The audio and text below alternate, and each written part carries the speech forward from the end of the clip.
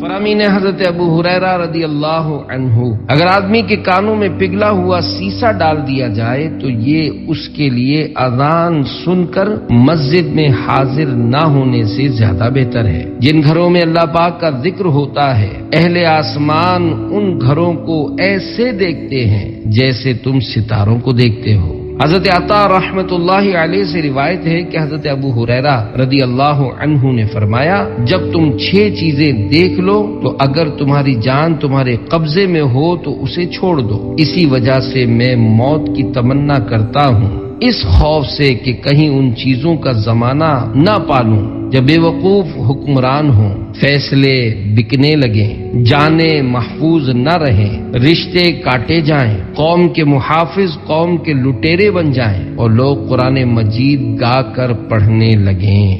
حضرت ابو اسود رحمت اللہ علیہ سے روایت ہے کہ ایک شخص نے مدینہ طیبہ میں گھر بنوایا۔ گھر کی تعمیر مکمل ہونے کے بعد ایک دن وہ اپنے گھر کے دروازے پر کھڑا تھا کہ حضرت ابو ہریرہ رضی اللہ عنہ کا وہاں سے گزر ہوا تو اس نے عرض کی، اے ابو ہریرہ رضی اللہ عنہ، ذرا ٹھہر جائیے اور مجھے یہ بتائیے کہ میں گھر کے دروازے پر کیا لکھواؤں؟